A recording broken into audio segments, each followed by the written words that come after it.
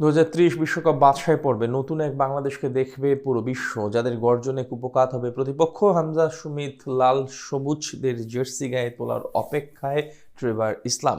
এদের সঙ্গে English premier লিগের ড্রিম বয় ফারহান আলী ওয়াহিদ যোগ দিতে পারেন 2030 বিশ্বকাপ বাছাই পর্বের আগে, যার সংযোজন বদলে দেবে বাংলাদেশকে। দক্ষিণ এশিয়ার গণ্ডি পেরিয়ে এশিয়ার পরাশক্তি হয়ে যাবে টাইগাররা। ফারহান আলী ওয়াহিদ যোগ দিলে কিভাবে বদলাবে বাংলাদেশ, দেখা যাবে বিশ্বকাপে খেলার স্বপ্নটা। বিস্তারিত রিপোর্ট।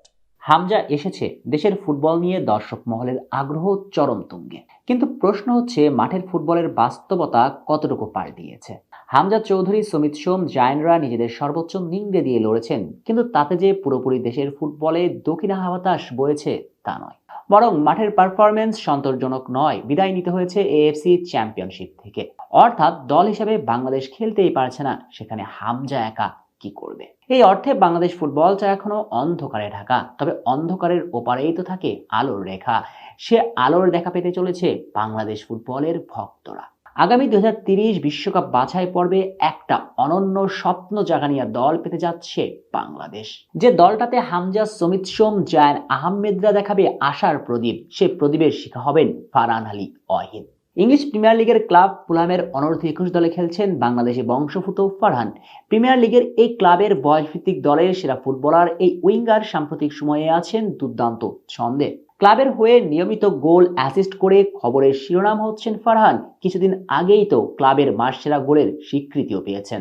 আগামী মৌসুমে প্রিমিয়ার লিগে স্কোয়াডে থাকবেন। এখন প্রশ্ন হচ্ছে, ফারহান কি বাংলাদেশ দলে খেলার চূড়ান্ত সিদ্ধান্ত নিয়েছেন?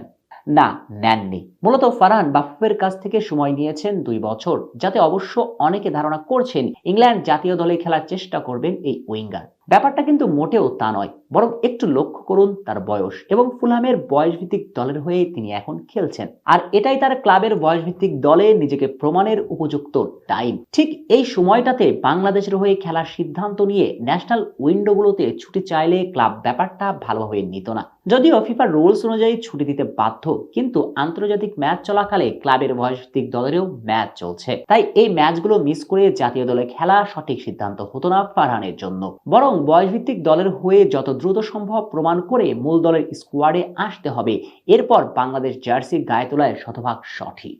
ফারহান ঠিক এই দূরদর্শী চিন্তা ভাবনা করে এমন পথ বেছে নিয়েছেন। তাই ফারহানকে আগামী 2 বছর পরে বাংলাদেশ জাতীয় দলে সম্ভবত পাওয়া যাচ্ছে। আর ঠিক ওই সময়টাতে বাংলাদেশ খেলবে 2030 বিশ্বকাপের বাছাই পর্ব। সুলিভান ব্রাদাররাও এর মাঝে জাতীয় দলের জার্সি গায়ে চাপাতে পারেন। তাদের সঙ্গে ফারহান আলী ওয়াহিদ। একবার ভাবুন তো, পাল্টিয়ে যাবে লাল সবুজের ফুটবলের পুরো ইতিহাস। শেখ শ্রাবণ অনিক, সিটি নিউজ।